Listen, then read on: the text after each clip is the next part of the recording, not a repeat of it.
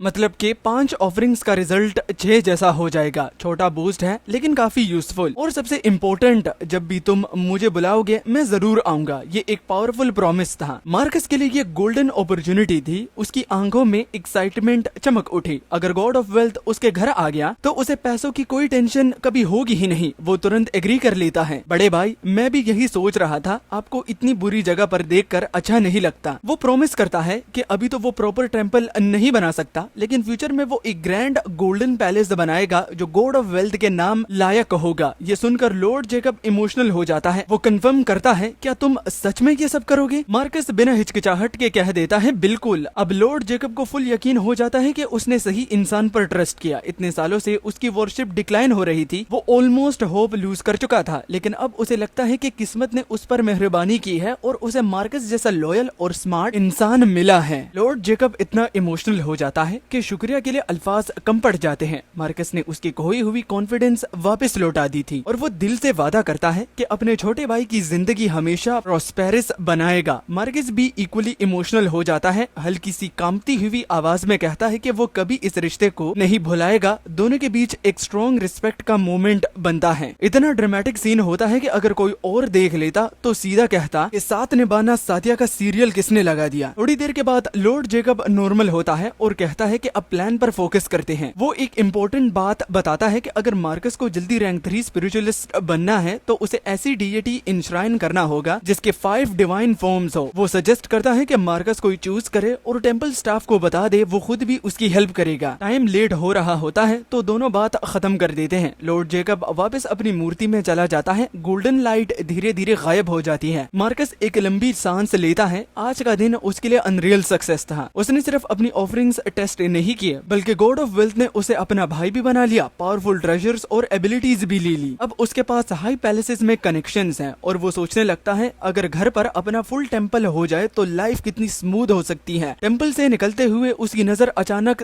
Thunder Lord के hall पर पड़ती है और वो रुक जाता है। थंडर लॉर्ड लाइटनिंग डिपार्टमेंट का सुप्रीम डीएटी है। अगर उसका सपोर्ट मिल जाए तो मॉन्स्टर्स डंजन्स क्लियर करना लिटरली इजी हो जाएगा। मार्कस बिना डिले के वापस मुड़ता है और अगरबत्ती काउंटर पर जाकर थंडर लॉर्ड के लिए 20 स्टिक्स मांगता है। लेकिन इस बार स्टाफ का रिएक्शन अलग होता है। वो मार्कस को देखकर शॉक में आ जाता है क्योंकि उसके बॉडी से अभी भी गोल्डन ओरा निकल रहा होता है। वो हिचकिचाते हुए पूछता है, क्या तुम फिर से सक्सेसफुल हो गए? मार्कस कैजुअली कहता है, बस थोड़ी सी लक थी। स्टाफ ऑलमोस्ट हिल जाता है। कहता है कि इतनी कंसिस्टेंट लक नॉर्मल नहीं होता, तुम तो लिटरली चमक रहे हो। रात को लाइट ऑन करने की भी जरूरत नहीं पड़ेगी। फिर वो सीरियस होकर कहता है, तुम्हें तुरंत अपनी डिवाइन सिंक्रोनाइजेशन चेक करनी चाहिए। मार्कस एग्री करता है, लेकिन पहले अगरबत्ती ले लेता है और टेस्टिंग विंडो की तरफ चला जाता है। तभी एक वेल ड्रेस आदमी क्राउड को पुश करता हुआ वहां आता है। क्लियरली कोई हाई अथॉरिटी। मार्कस उसे नोटिस करता है। बैज से पता चल जाता है कि वो मैनेजर है। उसकी नजर मार्कस पर टिकी होती है और मार्कस को हल्का सा अनईजी फील होता है। उसे अंदाजा हो जाता है टेंपल शायद उसे लेकर कंफर्टेबल नहीं है। रीजन सिंपल है, ये टेंपल अपने main god lord Jiao type के लिए फेमस है, लेकिन मार्कस ने एक साइड डीएटी लॉर्ड जेकब से इतनी बड़ी ब्लेसिंग्स ले ली। अगर ये बात फैल गई तो लोग उसी डीएटी की तरफ अट्रैक्ट होंगे और मेन डीएटी की ऑफरिंग कम हो जाएगी। ये टेंपल के लिए लॉस है, इसलिए मैनेजर का एक्सप्रेशन थोड़ा कोल्ड और हॉस्टाइल होता है। टेस्टिंग मशीन स्टार्ट होती है। सब लोग चुप हो जाते हैं और स्क्रीन पर रिजल्ट आता है 43% synchronization with the god of wealth. पूरा क्राउड शॉक और एक्साइटमेंट में फट पड़ता है। मैनेजर अब सीधा मार्कस को प्राइवेट मैसेज भेज देता है, तुम यहाँ दूसरे गॉड्स को वर्शिप कर सकते हो, लेकिन God of wealth strictly allow नहीं है। मार्कस कंफ्यूज हो जाता है। सेम टेंपल के गॉड्स हैं, अगर किसी की पॉपुलैरिटी बढ़े तो टेंपल का ही फायदा है। मैनेजर कहता है, लॉजिक सही है, लेकिन तुम एक इम्पोर्टेंट चीज भूल रहे हो, family name on the door. यानी टेंपल एक स्पेसिफिक लिनिएज कंट्रोल में है, सब इक्वल नहीं है। मार्कस समझ जाता है कि बात सीरियस है, लेकिन वो पीछे हटने वाला नहीं। वो पूछता है, अगर मैं फिर भी आया तो मैनेजर थोड़ा सरकास्टिक हो जाता है। तुम्हें लगता है अगर स्टाफ चाहे तो तुम वर्शिप कर पाओगे? मार्कस लॉ का पॉइंट उठाता है, जब तक कोई क्रिमिनल रिकॉर्ड नहीं टेंपल किसी को रोक नहीं सकता। लेकिन मैनेजर अब अपना असली रंग दिखा देता है। जैसे हम नए गॉड्स इंट्रोड्यूस कर सकते हैं, वैसे ही हम उन्हें हटा भी सकते हैं। वो सीधा धमकी देता है, अगर किसी डीएटी की ऑफरिंग स्टैंडर्ड मीट नहीं करती तो हम उसकी मूर्ति हटा देते हैं। और सबसे बड़ा पंच, इस पूरे प्रोविंस में सिर्फ यही टेम्पल है जहाँ तुम्हारा चोजन डीएटी एग्जिस्ट करता है। अगर हमने उसे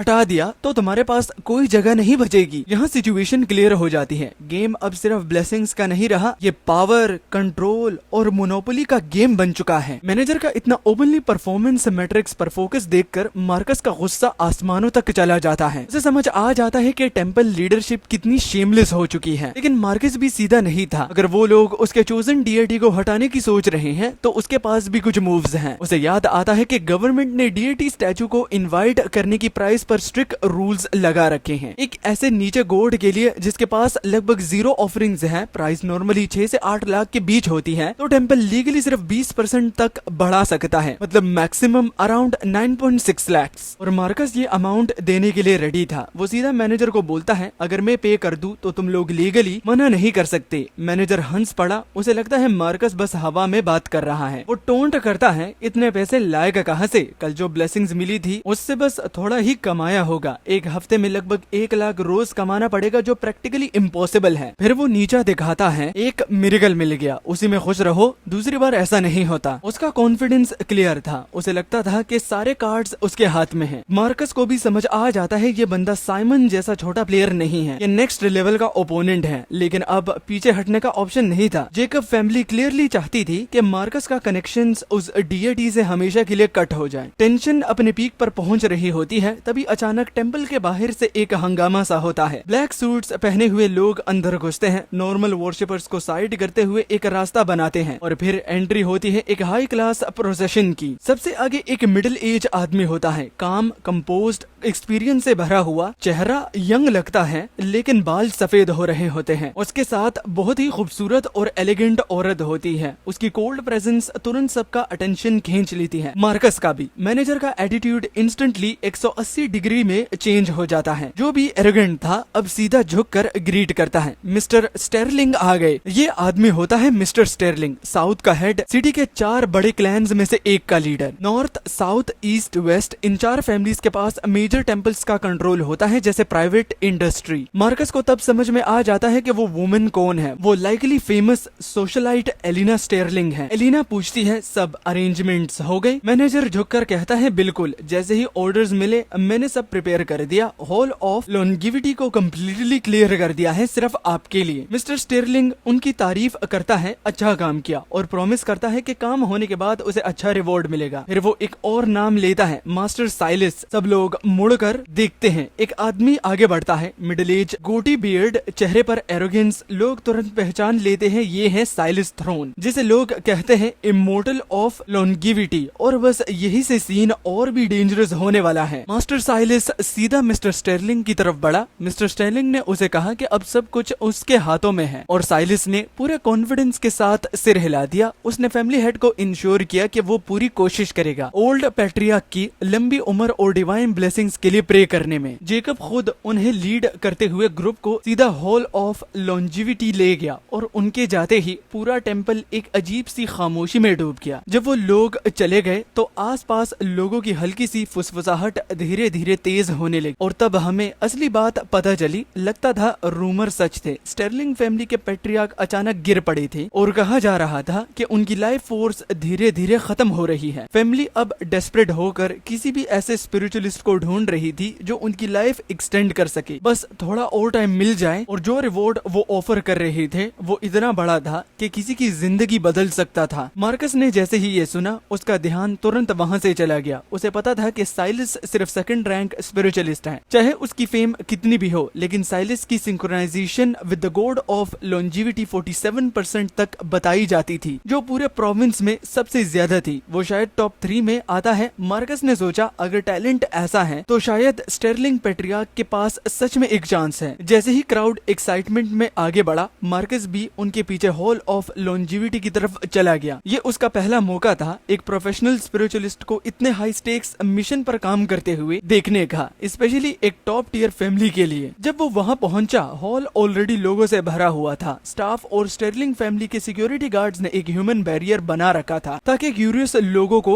दूर रखा जा सके। हॉल के अंदर गॉड ऑफ लॉन्जिविटी की स्टैचू शान से खड़ी थी, एक काइंड और मेजेस्टिक प्रेजेंस के साथ। सिर्फ स्टेर्लिंग फैमिली, साइलिस और कुछ सेलेक्टेड लोग ही अंदर अलाउड थे। जेकब और उसके लोग साइड में खड़े थे। साइलिस थ्रोन जैसे लोग इमोर्टल कहते थे। उसने ना महंगे पर्पल अगरबत्तियां जलाई और बस रिचुअल शुरू किया। बाहर लोग ऑलरेडी बेट्स लगाने लगे थे। अगर लकी हुआ तो एक ही अटेम्प्ट में हो जाएगा, किसी ने धीरे से कहा, पर अगर लक खराब हुआ तो 10 ट्राइज भी लग सकती हैं। मैं तो 10 पर बेट लगा रहा हूँ। मार्कस ने उनकी बातें सुनते हुए नोट किया कि साइलिस डिस्पाइट बीइंग सेकंड रैंक असल में एक नॉर्मल बॉडीगार्ड से भी फिजिकली वीकर है। फिर भी उसकी प्रेस्टीज काफी ज्यादा थी, इतनी की 5th या 6th रैंक स्पिरिचुअलिस्ट भी शायद कभी ना पा सके। ये होता है एक पॉपुलर डीएटी का पावर। मार्कस ने पूछा। 47% सिंक्रोनाइजेशन रेट ने साइलिस को एरोगेंट होने का पूरा रीजन दिया हुआ था। क्यूरियस होकर मार्कस उन दोनों आदमियों के पास गया जो बेट लगा रहे थे। एक्सक्यूज मी जेंटलमैन, साइलिस यूजुअली कितना चार्ज करता है ऐसे काम के लिए? उन्होंने कहा कि एग्जैक्ट फिगर तो नहीं पता, लेकिन सुना है कि एक बार उसने सिर्फ 1 साल की लाइफ एक्सटेंड करने के लिए 7 मिलियन चार्ज किए थे। मार्कस ने फिर लिमिट के बारे में पूछा। पता चला कि एक रिचुअल से मैक्सिमम 1 साल ही मिलता है और साइलिस का एक रूल है, कोई भी इंसान 2 बार से ज्यादा लाइफ एक्सटेंड नहीं ले सकता। लाइफ एक गिफ्ट है हेवेंस का, ज्यादा मांगना किस्मत को चैलेंज करना होता है। ये सुन के मार्कस की आंखें थोड़ी सी ठीकी हो गई। उसने सोचा अगर वो भी किसी ऐसे डीएटी को वर्शिप कर सकता है जो लाइफ एक्सटेंड कर सके तो वो साइलिस के मार्केट का एक बड़ा हिस्सा ले सकता है। अंदर हॉल में साइलिस ने अचानक अपनी आंखें खोली। उसके चेहरे पर कंफ्यूजन था। उसका पहला अटेम्प्ट फेल हो गया था, जो ऑनेस्टली इतना सरप्राइजिंग नहीं था। स्ट्रेंज, उसने धीरे से कहा। पहले जब भी वो गॉड ऑफ लॉन्जिविटी से कम्युनिकेट करता था हमेशा कोई ना कोई रिस्पॉन्स मिलता था, लेकिन आज बिल्कुल साइलेंस था। ना कोई साइन, ना कोई स्पिरिचुअल एनर्जी का रिपल। उसके अंदर एक अजीब सी बेचैनी बढ़ने लगी। उसने गहरी सी सांस ली और अगरबत्तियों को फिर से उठाया, लेकिन दोबारा अटेम्प्ट फेल हो गया। साइलिस के माथे पर पसीने की बूंदें उभरने लगी और उसका हार्ट बीट तेज हो गया। बिना रोके उसने तुरंत फिर से एक अगरबत्ती जला दिया, लेकिन तीसरी बार फेल, चौथी बार फेल, 5वीं बार फेल। ये क्या हो रहा है? उसके दिमाग में सिर्फ यही सवाल घूम रहा था। उसने सोचा शायद गॉड ऑफ लॉन्जिविटी खुद ही नहीं चाहते कि वो स्टेर्लिंग फैमिली को ब्लेसिंग्स दे। उसका दिल डूबने लगा और साथ ही स्टेर्लिंग फैमिली की उम्मीदें भी टूटने लगी, क्योंकि 1-2 बार फेल होना नॉर्मल था। लेकिन जब एक के बाद एक इतने अटेम्प्ट्स फेल होने लगे तो जेकब स्टेर्लिंग की एंजाइटी 1000 गुना बढ़ गई। फिर भी हार मानने को तैयार नहीं, साइलिस ने पसीना साफ किया, खुद को संभाला और एक और हाई ग्रेड इंसेंस जलाया। इंसेंस मतलब के अगरबत्तियां, ठीक है। इस बार कुछ अलग हुआ। उसके हाथ में जो इंसेंस यानी कि अगरबत्ती थी वो हल्की सी रंग बिरंगी ओरा के साथ ग्लो करने लगी। साथ ही स्ट्रॉन्ग स्पिरिचुअल पावर का सर्ज महसूस हुआ। सबको लगा बस अब रिचुअल सक्सेस होने वाला है, लेकिन अचानक बिना किसी वार्निंग के सब कुछ बदल गया। उस ग्लोइंग ओरा के अंदर एक छोटी सी चिंगारी भड़की और सिर्फ 1 सेकंड के अंदर वो चिंगारी जंगल की आग की तरह फैल गई। पूरा ओरा जलकर खत्म हो गया, जैसे किसी ने कॉटन का गोला आग में डाल दिया हो। साइलिस की आंखें शौक से फट गई। आग अचानक कंडेंस हुई और एक सॉलिड फायर बॉल बन गई जो सीधा उसके सीने पर जा टकराई। इससे वो खांसा और साइलिस ने तुरंत खून उगल दिया। उसका बॉडी हवा में उछल गया जैसे कोई पतंग की डोर टूट गई हो और फिर जोर से जमीन पर गिरकर बेहोश हो गया। हॉल के बाहर मौत जैसी खामोशी छा गई। फिर एक पल बाद पूरी भीड़ फट पड़ी जैसे कोई सोया हुआ वोल्केनो फट गया हो। रिचुअल फेल हो गया, स्पिरिचुअल एनर्जी बैकफायर कर गई। ये तो इम्पॉसिबल था। लोग शौक में फुसफुसाने लगे, अब तो स्टेर्लिंग पैट्रियार्क सच में खत्म है। स्टाफ तुरंत भागकर जेकब स्टेर्लिंग को संभालने लगी और उन्हें कुर्सी पर बिठाया। उनका बेटा घुटनों पर गिर गया, रोते हुए चिल्लाने लगा कि वो अपने बाप को बचा नहीं पाया। स्टेर्लिंग फैमिली के सब मेंबर्स के चेहरे सफेद पड़ गए थे।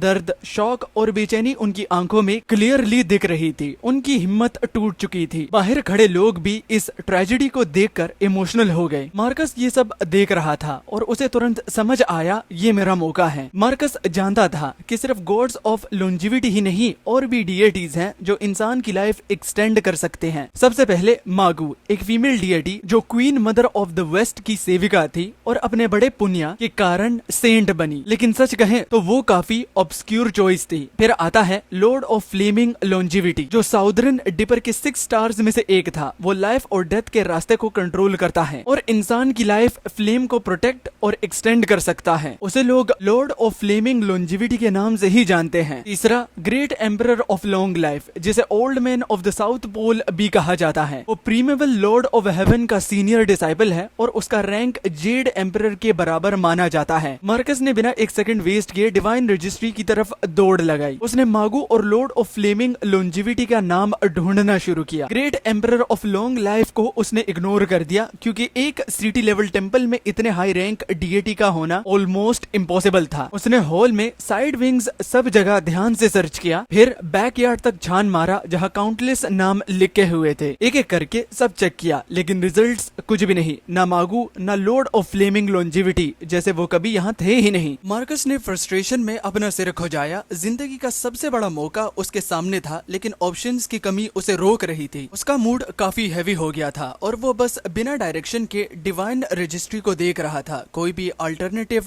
ढूंढने की कोशिश में। तभी अचानक उसकी नजर 2 लाइंस पर जाकर रुक गई। ऊपर बड़े बोल्ड लेटर में लिखा था अंडरवर्ल्ड और नीचे छोटे लेटर्स में हॉल ऑफ यामा। ये देखते ही मार्कस के दिमाग में एक स्पार्क हुआ। उसका चेहरा सीरियस हो गया और कुछ नाम उसके दिमाग में फ्लैश होने लगे। King Yama, book of life and death, great sage. उसे फ्लावर फ्रूट माउंटेन के मंकीज याद आए जिनके नाम लाइफ डेथ के रिकॉर्ड से मिटा दिए गए थे। ये कनेक्शन थोड़ा बोल्ड था, लेकिन हर एक थॉट उसके नेक्स्ट रियलाइजेशन की तरफ पुश कर रहा था। फिर अचानक, ऑफ कोर्स, मैं कैसे भूल गया, एंशिएंट लेजेंड्स के हिसाब से लाइफ और डेथ का अल्टीमेट कंट्रोलर है। किंग यामा, जिसको अंडरवर्ल्ड का लॉर्ड भी कहा जाता है, वो हेल के 10 किंग्स में से एक है। उसके पास book of life and death होती है, जहाँ से वो फैसला करता है कि कौन जिंदा रहेगा, कौन मरेगा। वो गुड को रिवॉर्ड करता है, इवल को पनिश करता है और पूरे रेल्म का बैलेंस मेंटेन करता है। अगर लाइफ देने की पावर की बात हो तो किंग यामा से बड़ा कोई नहीं। इवन गॉड ऑफ लॉन्जिविटी को भी उसके सामने झुकना पड़े। मागू या लॉर्ड ऑफ फ्लेमिंग लॉन्जिविटी जैसे डीएटीज, उनकी पावर बस एक सूखे कुएं में पानी की कुछ बूंदे डालने जैसे हैं। लेकिन किंग यामा, अगर वो सच में चाहे तो किसी को इंडेफिनेटली जिंदा रख सकता है। बस उसकी मर्जी होनी चाहिए, और सिर्फ पावर ही नहीं, स्टेटस भी। किंग यामा डिवाइन इरेसी का एक हैवी वेट है। एक्चुअली पूरा अंडरवर्ल्ड ही पावरफुल बीइंग से भरा हुआ है, बस लोग उन्हें इग्नोर कर देते हैं। आजकल कोई उन्हें इंसेंस तक ऑफर नहीं करता। सिर्फ एक एक्सेप्शन है, लेडी अर्थ, जो एक प्राइमोर्डियल क्रिएटर डीएटी है। उसकी स्टेटस इतनी हाई है कि उसका कंपैरिजन किसी से नहीं हो सकता। ये सब सोचते ही मार्कस के दिमाग में एक क्लियर डिसीजन बन गया, बस मुझे किंग यामा को चूज करना होगा। वो तुरंत मुड़ा और जल्दी से वापस हॉल ऑफ लॉन्जिविटी की तरफ दौड़ पड़ा। अंदर का सीन बिल्कुल अलग था। डिस्पेयर हवा में फैल चुका था। आर्थर कुर्सी पर झुक कर बैठा था, थका हुआ, टूट चुका, जैसे उसकी सारी एनर्जी खत्म हो गई हो। उसकी वाइफ सारा अपने हाथों में चेहरा छुपा कर रो रही थी और उनके 2 बच्चे साइड में खड़े थे, बिल्कुल हेल्पलेस। चलो, आर्थर ने हल्की सी हाथ से हिलाकर कहा। उसका चेहरा सफेद पड़ चुका था। वो ग्रुप के आगे चलने लगा और बाहर खड़ी भीड़ अपने आप रास्ते से हट गई। दूर आसमान में डूबता हुआ सूरज खून जैसा लाल लग रहा था, जो पूरे माहौल को और ज्यादा हैवी बना रहा था। हर कदम आर्थर के लिए बोझ बन गया था। उसने धीरे से अपने फादर से माफी मांगी। उसे लग रहा था कि वो फेल हो गया। प्लीज 1 मिनट रुक जाइए। अचानक एक क्लियर आवाज गूंजी, जैसे एक शांत कमरे में बिजली चमक गई हो। सब लोग तुरंत उस डायरेक्शन में मुड़ गए। रास्ता धीरे धीरे खुल गया और वहाँ खड़ा था मार्कस। आर्थर ने बाएं चढ़ाकर उसे देखा, बिल्कुल कंफ्यूज्ड। पीछे हेड प्रीस्ट जूलियन भी शौक में था। उसे समझ में नहीं आ रहा था कि ये लड़का अभी तक गया क्यों नहीं। वो कुछ बोलने ही वाला था, तभी मार्कस ने फिर से कहा, मास्टर आर्थर, अगर मेरे पास एक तरीका हो आपके फादर की लाइफ एक्सटेंड करने का और मैं सक्सेसफुल हो जाऊं, तो क्या आप मुझे ट्राई करने देंगे? ये बात सुनते ही जैसे किसी ने एक बड़ा पत्थर शांत पानी में फेंका हो। पूरा हॉल ऑफ लॉन्जिविटी शॉक से हिल गया। हवा में सिर्फ एक ही चीज थी, लोगों की फुसफुसाहट, डिसबिलीफ और सस्पेंस। लोग धीरे धीरे मार्कस को पहचानने लगे। अरे, ये वही लकी लड़का नहीं है जिसे अभी अभी डिवाइन ट्रेस मिला था? क्या ये वही नहीं जो गॉड ऑफ वेल्थ को वर्शिप करता है? लोग कंफ्यूज्ड हो गए। फिर ये अचानक लॉन्जिविटी के सीक्रेट्स कैसे जानता है? तभी हेड प्रीस्ट जूलियन गुस्से में फट पड़ा। ये क्या बकवास कर रहे हो तुम इस पवित्र जगह पर? उसने चिल्लाकर मार्कस को डांटा, यहाँ से तुरंत चले जाओ। फिर वो आर्थर की तरफ मुड़ा। मास्टर प्लीज इनकी बातों में मत आइए, ये सब बेकार की बातें हैं। उसने मार्कस को नीचा दिखाते हुए कहा। ये सिर्फ एक अननोन डीएटी को वर्शिप करता था, जिसका नाम आपने शायद कभी सुना भी नहीं होगा। लेकिन मार्कस ने किसी की भी नहीं सुनी। वो सीधा आर्थर के पास गया और उसकी आंखों में आंखें डालकर बोला, मास्टर, अभी जो सबसे बड़ा एक्सपर्ट था वो खुद कोलैप्स हो चुका चुका है, आपके पास कोई बेटर ऑप्शन नहीं है। उसने कामली कहा, मुझे ट्राई करने दीजिए, शायद मैं आपको सरप्राइज कर दूं। टेम्पल स्टाफ तुरंत आगे बढ़े मार्कस को बाहर निकालने के लिए, लेकिन आर्थर ने बस हल्का सा हाथ हिला दिया और उसी पल जैसे कोई इनविजिबल फोर्स एक्टिवेट हो गई हो, सारे गार्ड्स वही के वही फ्रीज हो गए, 1 इंच भी मूव नहीं कर पाए। आर्थर ने मार्कस को स्कैन किया, उसकी नजर बिजली की तरह तेज थी। तुम्हारे पास 1 मिनट है, एक्सप्लेन करो। उसकी पावरफुल ऑरा सीधा मार्कस पर प्रेशर डालने लगी। रैंक 5 लीडर का असली पावर क्लियरली फील हो रहा था। मार्कस के लिए सांस लेना भी मुश्किल हो गया, फिर भी वो अपनी जगह से हिला नहीं। उसने कामली बोला, ज्यादातर लोग सिर्फ एक ही डीएटी को जानते हैं जो लॉन्जेविटी दे सकता है, लेकिन सच ये है कि और भी हैं। उसने नाम लिया मागू,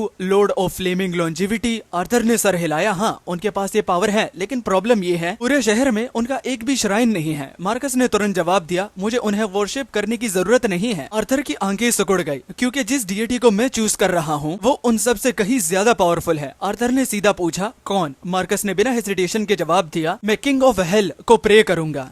किंग ऑफ हेल, ये शब्द हॉल में 3 बार गूंजे और उसी पल पूरा माहौल जम गया, जैसे किसी ने हवा को फ्रीज कर दिया हो। हजारों लोग वाइड आई शॉक में खड़े थे। हमने सही सुना? फिर जूलियन जोर से हंस पड़ा, जैसे उसने दुनिया का सबसे बड़ा जोक सुन लिया हो। उसकी हंसी धीरे धीरे पूरे हॉल में फैल गई और फिर पूरा क्राउड मजाक उड़ाने लगा। किंग ऑफ हेल से लाइफ मांगेगा, ये तो पागलपन है। सच कहे तो वो गलत भी नहीं थे, लेकिन मार्कस ने किसी की परवाह नहीं की। उसने आर्थर की तरफ देखते हुए कामली कहा, डिसीजन आपका है, अगर मैं फेल हुआ तो कोई नुकसान नहीं होगा, मैक्सिमम आप बस कुछ मिनट्स लूज करेंगे। जूलियन अभी भी चुप नहीं हुआ। उसने गुस्से में कहा, मास्टर आर्थर का टाइम इतना सस्ता नहीं है कि इस जैसे इनसफिशिएंट लड़के पर वेस्ट किया जाए। उसने मार्कस को वार्न किया, इस शहर में सन फैमिली का मजाक उड़ाने की हिम्मत किसी में नहीं, और तुम पहले हो जो ये कह रहे हो। आर्थर ने उसकी बात को इग्नोर की। उसकी नजर फिर मार्कस पर टिक गई। उसकी आवाज अब धीमी लेकिन खतरनाक हो गई, इस शहर में कोई भी मेरी फैमिली से खेलता नहीं। अगर तुम अपनी बात प्रूव नहीं कर पाए तो कॉन्सिक्वेंसेस होंगे। मार्कस फिर भी बहुत काम था। उसने सीधा जवाब दिया, रीजन सिंपल है। फिर उसने जूलियन की तरफ मुड़कर कहा, कल और परसों जो हुआ सब बताइए। सच आपके मुंह से सुनना ही सबसे बड़ा प्रूफ होगा। एक पल में पूरा हॉल उनकी नजरें जूलियन पर आ टिक गई। आर्थर की हैवी गेज उस पर प्रेशर डाल रही थी। जूलियन के लिए बोलना भी मुश्किल हो गया। फिर वो हिचकिचाते हुए बोला, कल ये लड़का टेंपल आया था सिर्फ एक अगरबत्ती स्टिक के साथ। इसने अपनी डिवाइन सिंक्रोनाइजेशन 5% तक बढ़ा ली। ये सुनते ही सन फैमिली और बाकी लोग बिल्कुल चुप हो गए। फिर शॉक, प्योर शॉक। आर्थर की आंखों में भी हल्का सा डिसबिलीव था। क्या ऐसा टैलेंट सच में हो सकता है? लोगों के बीच फुसफुसाहट फिर से बढ़ने लगी। कई लोग मार्कस को नहीं जानते थे, लेकिन जो कल वहाँ मौजूद थे उन्होंने तुरंत कंफर्म किया, हाँ हमने अपनी आंखों से देखा था। बढ़ते हुए शोर को सुनते ही आर्थर का दिल एक पल के लिए रुक सा गया। उसकी क्यूरियोसिटी अपनी लिमिट पर पहुंच चुकी थी। उसकी नजर एक तेज तलवार की तरह जूलियन के चेहरे पर टिक गई। फिर क्या हुआ? उसने डिमांड किया। जूलियन हिचकिचाते हुए बोला, आज मार्कस ने सिर्फ एक एसेंस स्टिक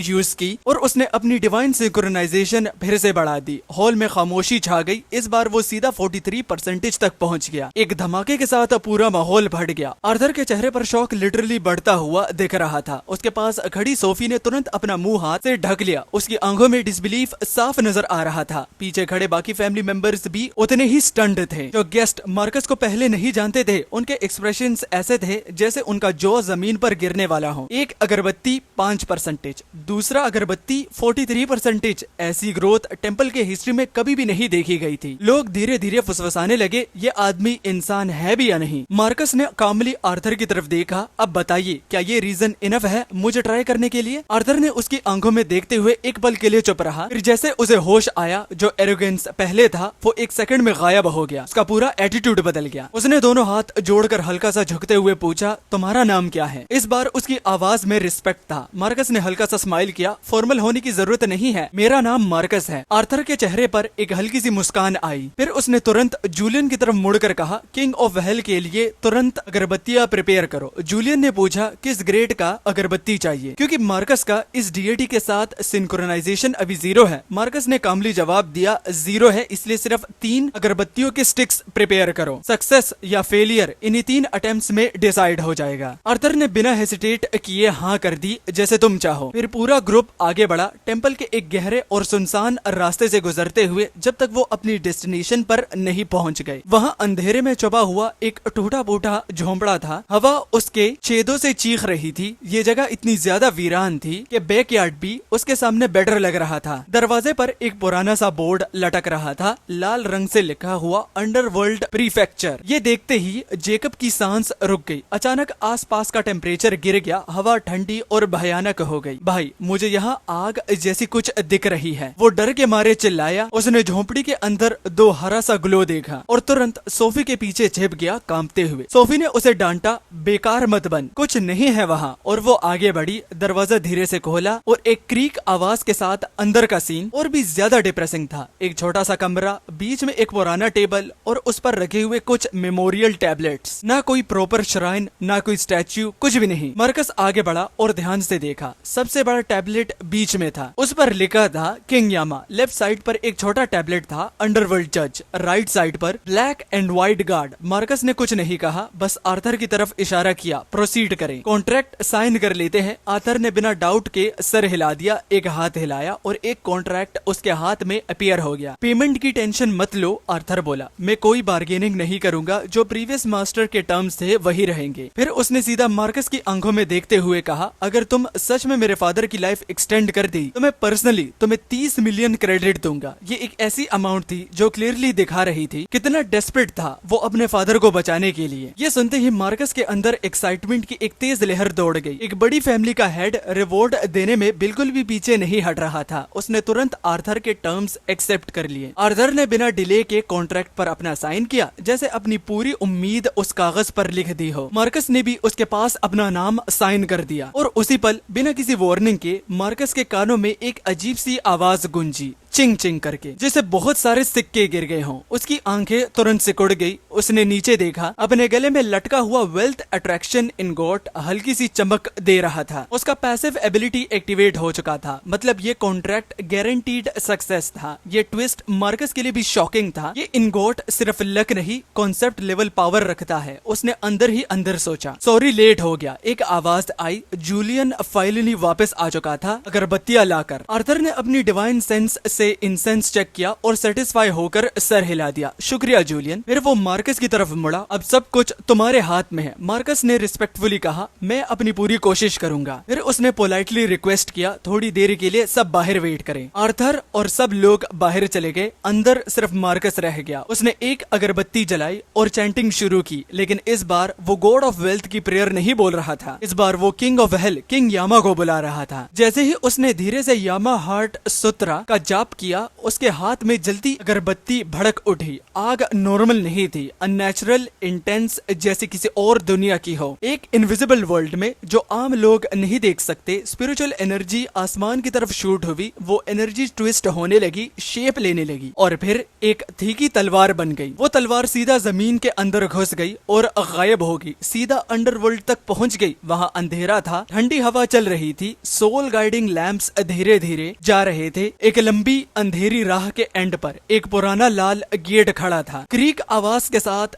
गेट धीरे धीरे खुला। अंदर एक हॉल, जहाँ सर्दी के साथ साथ हवा तेज चल रही थी। दोनों तरफ खड़े थे ऑक्स हेड और horse face guardians. Ox head की आंखें लाल लैंटर्न की तरह चमक रही थी, उसके सींगों पर जंजीर लिपटी हुई थी। हॉर्स फेस अपने दांतों को दिखाता हुआ हाथ में एक ठंडी चमकती हुई स्टाफ पकड़े हुए खड़ा था और उन सब के ऊपर एक बड़ा सा थ्रोन, उस पर बैठा था किंग यामा। पहाड़ जैसे बड़ा, एक एक्सपीरियंस जनरल जैसा औरा, वो आराम से बैठा था, हाथ में एक बड़ा सा वाइन गोर्ड और सीधा उससे शराब पी रहा था। तभी एक गोल्डन लाइट सीधा हॉल में घुसी। किंग यामा की आंखें तेज हो गई। उसने हाथ बढ़ाया और उस लाइट को पकड़कर सीधा निकल गया। ओ, मोर्टल वर्ल्ड का इंसेंस, उसने टेस्ट को एंजॉय करते हुए कहा। काफी टाइम हो गया। फिर उसका टोन थोड़ा कोल्ड हो गया। ये मोर्टल्स भी ना इतने हिम्मत वाले हो गए हैं, अब इन रिक्वेस्ट लेकर सीधा मेरे पास आ रहे हैं। गार्डियंस तुरंत तुरंत झुक गए। परमिशन दीजिए, हम उस मॉडल को पकड़ कर लेकर आते हैं। लेकिन किंग यामा ने हाथ उठाकर रोका। रुको, इस मॉडल ने इंसेंस सीधा मेरे सामने भेजा है, स्किल तो है इसमें। उसने थोड़ा सोचा, फिर हल्का सा स्माइल किया। चलो खुद देखते हैं, वैसे भी काफी टाइम हो गया है मॉडल वर्ल्ड गए हुए। और सच कहूँ तो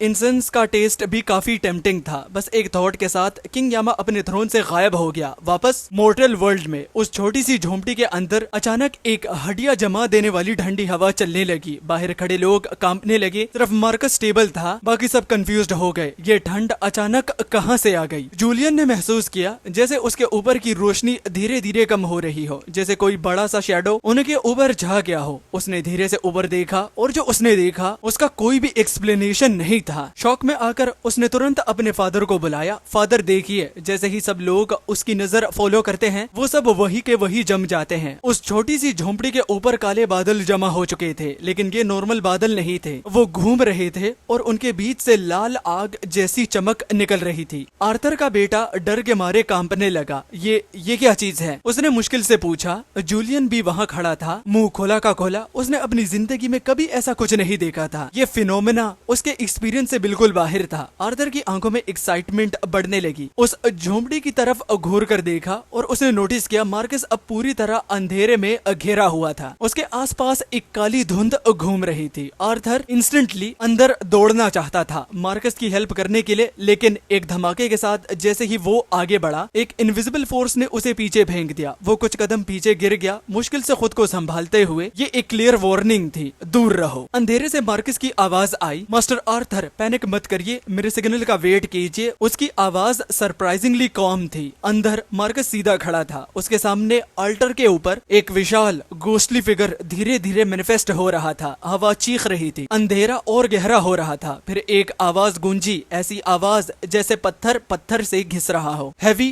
टेरिफाइंग, हर डायरेक्शन से आती हुई। तुम्हें पता है तुमने क्या किया है? वो एंटिटी नीचे झुकी, मार्कस को देखा और बोला, तुम काफी हिम्मत वाले हो, खुद अंडरवर्ल्ड के लॉर्ड को समन कर दिया। फिर उसका टोन थोड़ा और डार्क हो गया। डरते नहीं हो? अगर मैं इसी वक्त तुम्हारी सोल ले लूं तो? मार्कस ने बिना घबराए गहरा झुककर प्रणाम किया। प्रणाम महाराज। उसने कामली कहा, मैं अभी काफी यंग हूँ, अभी जाना नहीं चाहता। फिर उसने सीधा जवाब दिया, और डरने की बात, मैं क्यों डरूं एक ऐसे देवता से जो तीनों रेल्म्स में राइचियस माना जाता है। एक सेकंड के लिए साइलेंस छा गया। फिर किंग यामा जोर से हंस पड़ा। लड़के तुम बहुत चालाक हो, लेकिन हिम्मत भी है। ज्यादातर लोग तो मुझे देखते ही कांपने लगते हैं, बोलना तक भूल जाते हैं, लेकिन मार्कस बिल्कुल कंपोस्ट, बिल्कुल स्टेबल। किंग यामा की नजर और तेज हो गई। उसने सीधा पूछा, बताओ मुझे क्यों बुलाया है? जैसे ही उसने ये कहा आसपास की हवा और ठंडी हो गई, गोस्टली हवा और तेज चलने लगी, एटमॉस्फेयर और ज्यादा हैवी हो गया। और अब सब कुछ डिपेंड करता था मार्कस के अगले शब्दों पर। मगर इसी के साथ अपना ये एपिसोड यहाँ पर खत्म करते हैं। नेक्स्ट पार्ट के लिए दबा कर लाइक करो और ज्यादा से ज्यादा कमेंट करो। लाइक एम रखते हैं 8000, क्योंकि मुझे पता है कभी होगा नहीं, लेकिन फिर भी मैंने बस एवी ही कह दिया। मगर कमेंट 500 कम है, चलो 1000 कर देते हैं। तब तक के लिए अलविदा, टाटा, बाय बाय, सयोनरा, शुभकामनाएं, खुदा हाफिज एंड बाय।